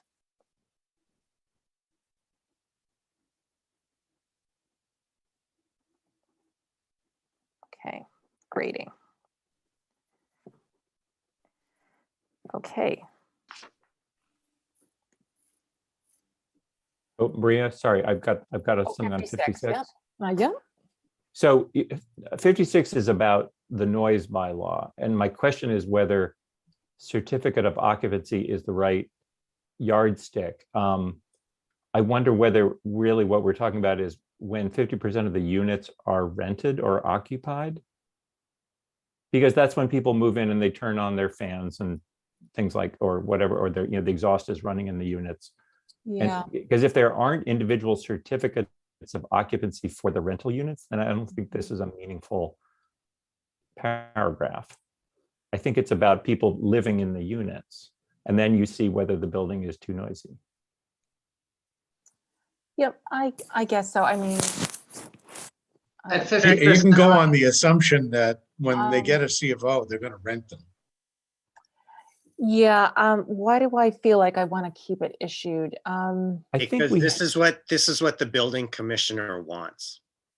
but is the building commissioner issuing 54 certificates of occupancy for this building? Well, he's issuing 50%. I mean, it's like when they're doled out. What you're saying, are they going to be done like one by one or in batches? Right. Or is it all going to be issued at one time? I mean, Maria, there's one building permit for this project, right? Right. So I would have thought the straightforward thing to do would be that, when the applicant goes to the building commissioner and says, okay, we want to start occupying the building, we want a C of O. I would think they would either ask for it for the whole building or for some floors of the building, but they're not going to ask for 54 certificates of occupancy, are they? Because they didn't file 54 building permits. So, I mean, in my experience, when all the life safety is completed and checked off, it can be done floor by floor. So Janice, maybe you want to chime in, but I've seen it done. It's all based on the construction. If life safety is done and the elevators are working, but they're still working on, for example, on the interiors, finishing up interior work on floors 5 and 6, but floors, 2, 3, and 4 ready to occupy, we could go in and ask for COs for that piece. Okay, so I have a practical edit suggestion here, which is to say, when certificates of occupancy for 50% of the, for 50% of the units, or a certificate of occupancy, allowing occupancy of 50% of the units has been issued. If you get a temporary or sort of halfway, I just think I think there aren't that many certificates that you can count 50% of them. Okay, I think what I'll do is I'll bring your concept back to the building commissioner, just so he feels comfortable with the milestone. But I think your That's fine. point is absolutely valid, and I'm glad that you brought it up. But I can just at least consult with him, Yep, thank you. Okay.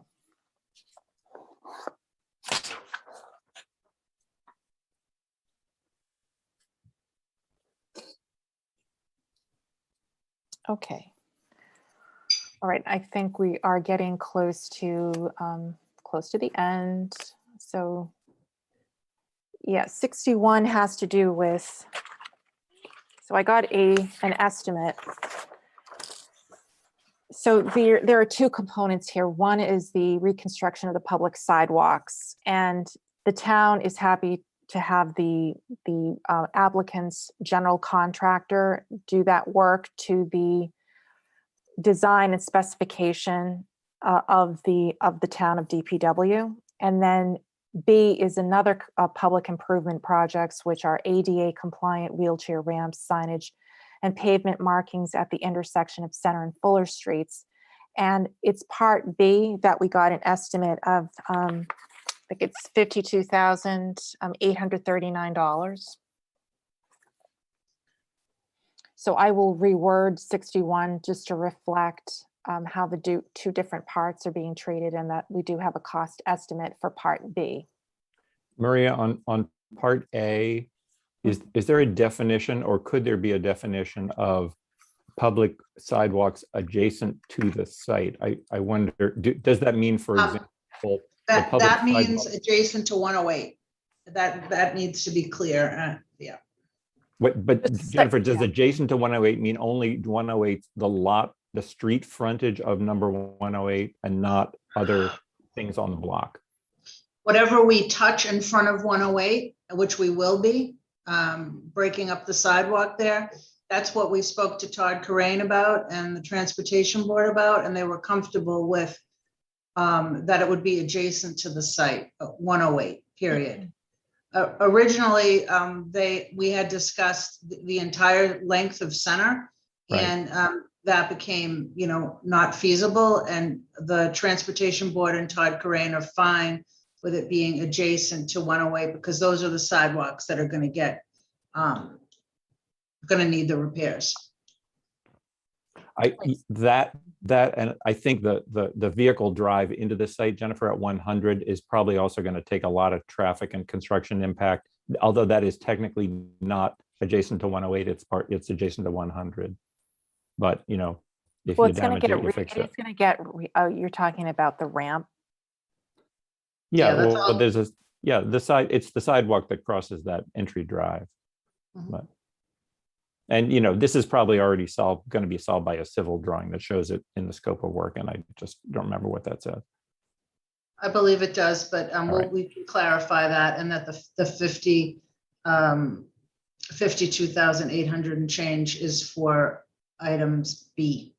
Right. Yeah. And that'll be a check paid to the town. Right. Okay. So, but there's no. Okay. So if the site, because the site is defined as 108 Center, I don't really have to be redundant here. But if it makes people feel comfortable, I will do that. The site is clearly defined. Okay.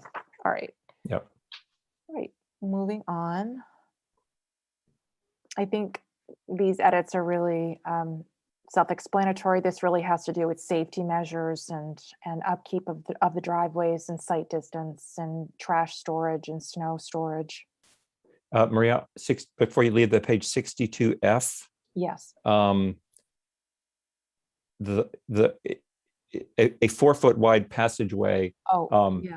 Before we talk about editing it, is that intended to mean on the public sidewalk Yeah.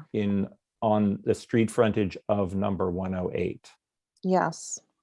It's actually wherever they're going to be putting trash out on the sidewalk. So if they're going to be combining with 100 and 112, just to be efficient, then obviously we want all of that trash to be. So I will just say on the sidewalk adjacent to the HSL campus. Yeah, thank you. I thought otherwise it had the possibility of being interpreted as, within the property. Right, thank you. Not that we would want, snow piling up there either, but no, that's a great the catch. condition it looked like it was more about the sidewalk. Thank you for catching that.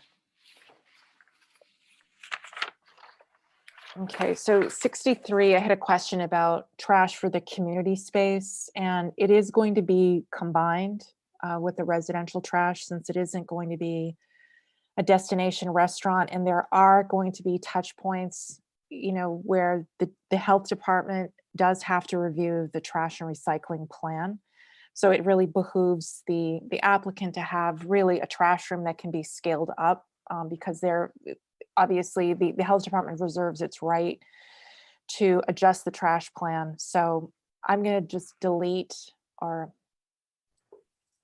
we can say that the community, I can just say that the residential trash plan, or residential and community space trash plan, I can just combine C with A and B.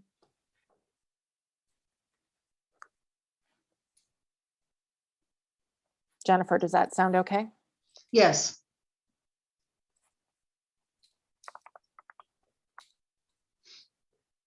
Maria, minor item on 63G, I think just take the S off, private waste management service.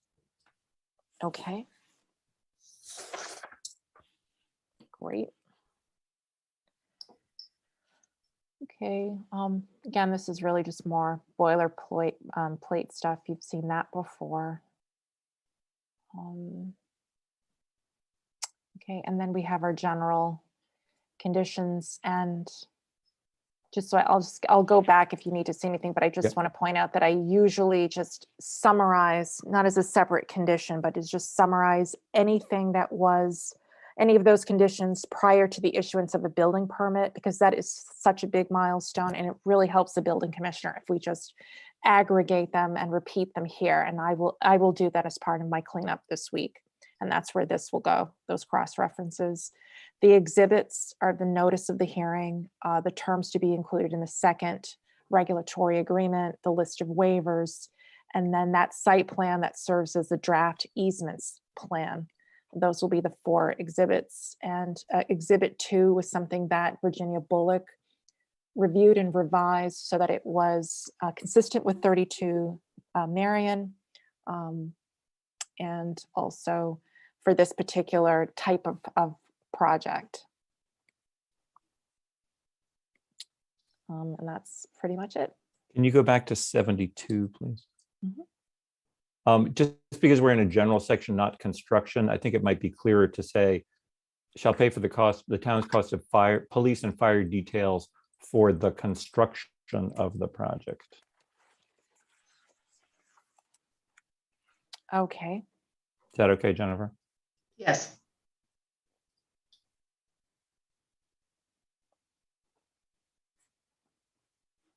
Okay. I'll just scroll up in case you need to look at that again.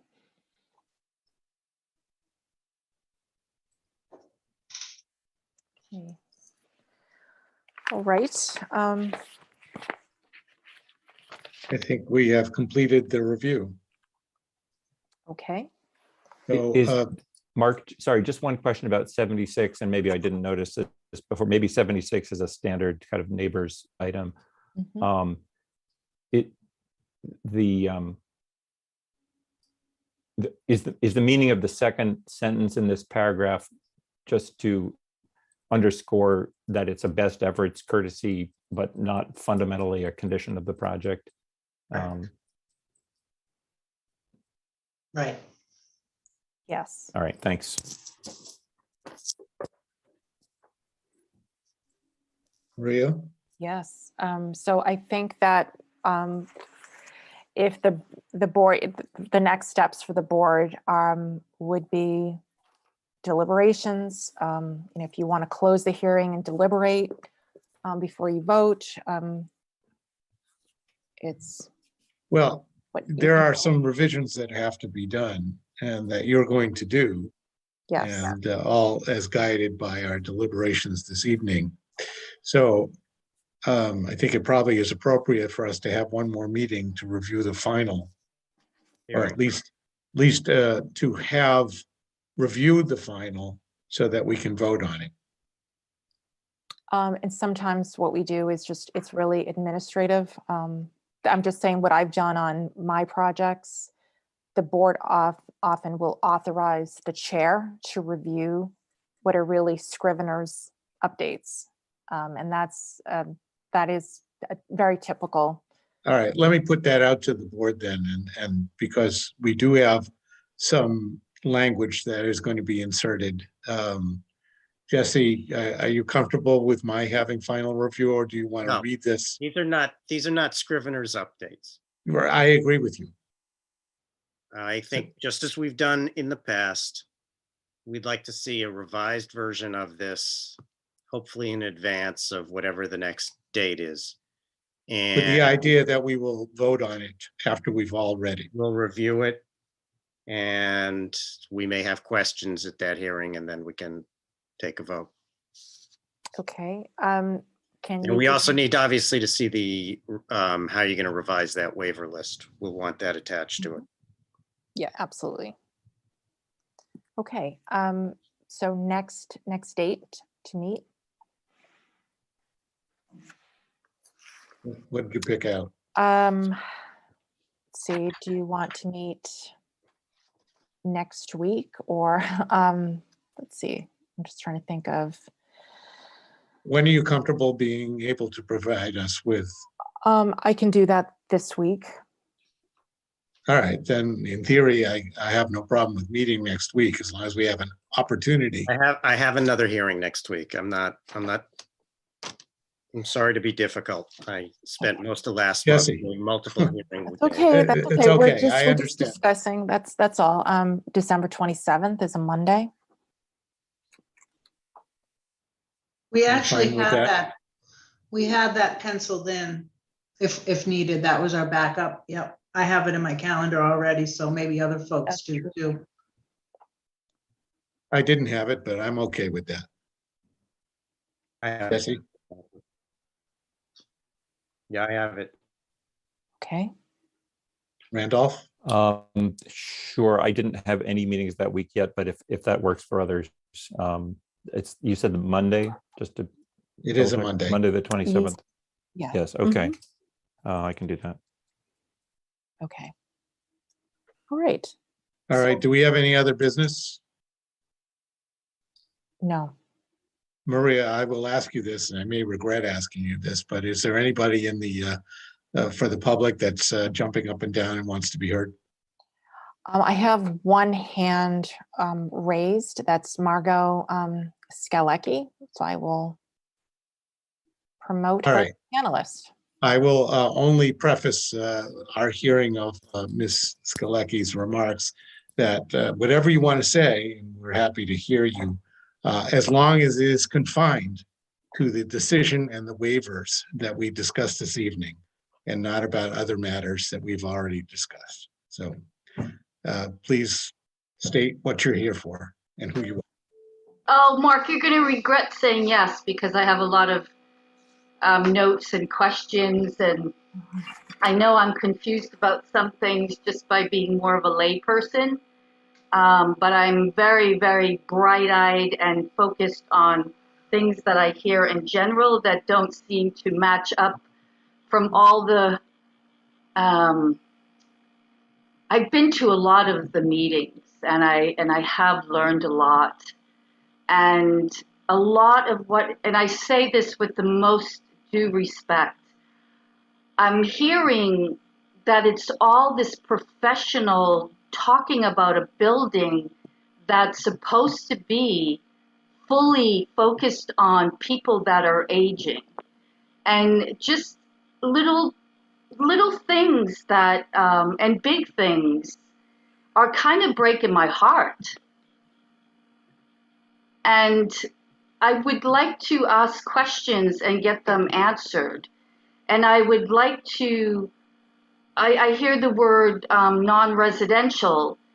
And if there is space that is non-residential, then why would there not be a kitchen for the residents in 108 who will need space to come together? The other buildings have that. They have little nooks and crannies. 112 isn't even that big, but it, we have places to go to, as does 100. Why wouldn't there be a rooftop for these residents? And I don't even care if I could go there. It's this new possibility that can be so amazing. And yet the word is there's no kitchen? Like, what is that? It's all like building and formalities, and like, where's the heart here of who's gonna live there? You know what I mean? We're all getting older, people. It's gonna come down to us too. Or your mothers or whomever, your dads. So I'm really, my heart is breaking on a lot of levels here. Because it's a dream that can happen.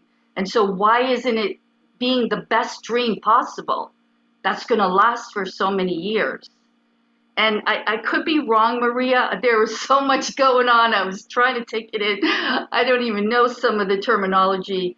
But at one point, I heard you say something, and I could be totally wrong, that the rents can change at the discretion of the organization. And I'm wondering how that is even possible if it's affordable housing. And that these words, Margot, I'm hang just on, gonna, I'm not done yet. These words, affordable housing, have been the most lit up throughout all of the meetings. And yet, I hear that the rents are $1,400. I don't know how that's affordable housing. Margot, Somebody say, oh, that's in Brookline. For someone that's getting older, if they're not being given money by children or whomever, $1,400 is a lot of money. So again, I could be wrong with you saying that's yes, that's what I would like to clarify before we go on so further, I'll okay? wait for you. Could I just clarify? So about the affordable, it's the subsidizing agency that has jurisdiction, not the ZBA, on the mix. So there are different categories. Some can be issued to households earning incomes at 50% of AMI or 30% AMI.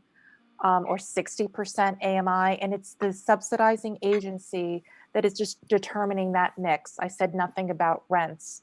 That is not the ZBA's jurisdiction. Okay, thank you. Okay, and about the rooftops, we've said before that this particular project is going to be generating renewable energy on site, which is phenomenal, and that will go a long way in reducing operational costs, especially for the electrical, and that really does help residents in an affordable housing project. And it's pretty amazing that an affordable housing project has a sustainability program that puts a lot of buildings to shame. So that is actually going to benefit the residents, especially low income residents.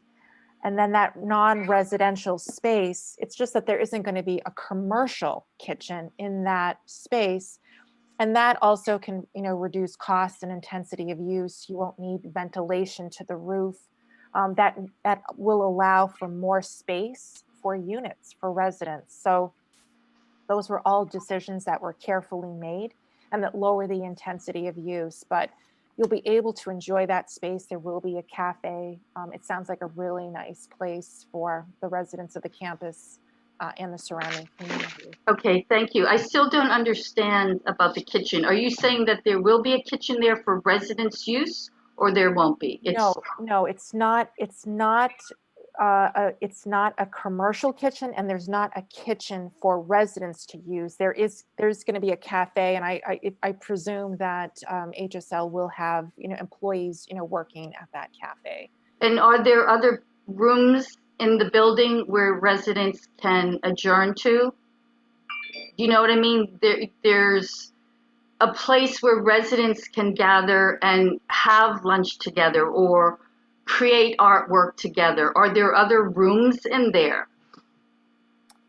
I don't understand fully the programming of all of that that space. It's a simple question. The architect would know that. Are there other rooms in there where residents can go and meet on rainy days and who don't get out much? And again, I keep on saying this could be such an amazing dream.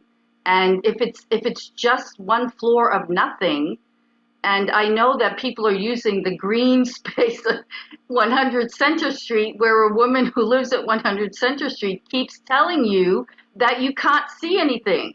Margot, that there's 4,200 square feet of community space on the ground floor, and Of 108? Of 108, that's 4,200 square feet of community space, and there are, I think, a wide range of possibilities for that space. It has not been determined yet. Excellent. So I'm looking forward to hearing at the next meeting what those might provide for the elders. The key word, elders. It's not going to be confirmed in this public hearing. It's open-ended, and it's community space. So there's a wide range of possibilities for that. Okay. But at the next meeting, would there be possibilities of what they will be? No, that have to do with the residents? It's not going to be during this public hearing. Well, not tonight. It's not going to happen before the ZBA. So that's just something that you can discuss with management. As you keep saying that, and you know what I keep saying back to you. Okay, Margot. Anyway, I have more questions. I have a few more questions. The focus also, the board and everyone else that continues to speak about 100, 108, and 112 keeps forgetting the townhouses, okay? The townhouses add a whole bunch more people to the project. So now you can't see. We do define HSL campus as 112-120 Center Street. Is that, does that answer your question? Well, no one mentioned 120 tonight. That's what I was saying. In the decision, we're just using shorthand during our conversations, but in the decision, it's clearly defined.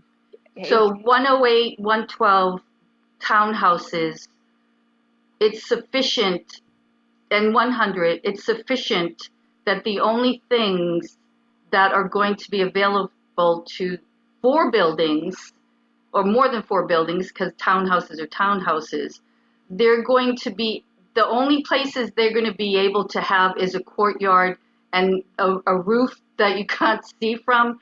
And from the beginning of these meetings, we were told that there was going to be more green space built and provided, and there still hasn't been. Margot, I don't know what the previous executive director shared with you, if she talked about.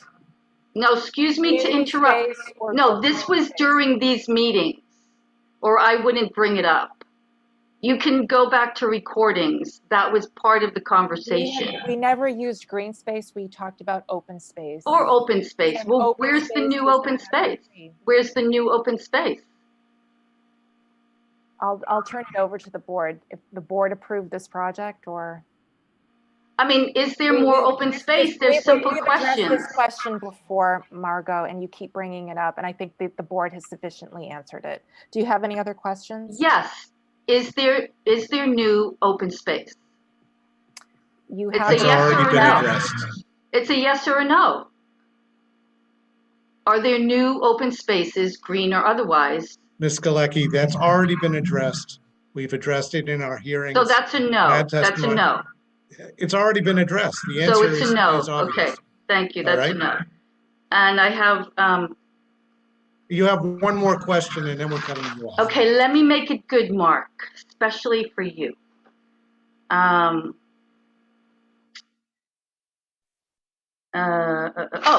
I guess a big one is, if I didn't live here or if I didn't know the campus, I wouldn't even bother. But I park in the garage. And that garage 1 year ago was, you could go around it like a cul-de-sac to come back out. And there have been more and more. No, there's nothing wrong with it. I'm not saying there's anything wrong with Does it. this I'm just pertain to saying 108 Center, tight. Margot? It's getting tight. And all of a sudden, if I heard it correctly, I could be wrong again, because there was so much being said, that now 108 is going to have parking. 108 Center has a circular driveway. There is no parking on the driveway. There will be 2 parking spaces that are accessible parking spaces on the 100 Center site for the exclusive use of the residents of 108 Center. Excellent. Okay, all right. So we're going to move on now, Margot. The next hearing is December 27th. I can't wait. 2021 At Happy 7, holidays. at 7 p.m. Does the chair have any other comments?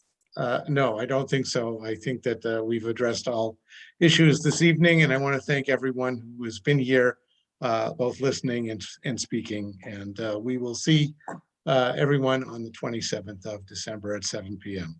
Thank you very much. Thank you. Thank you. Thank you very Thank much. you.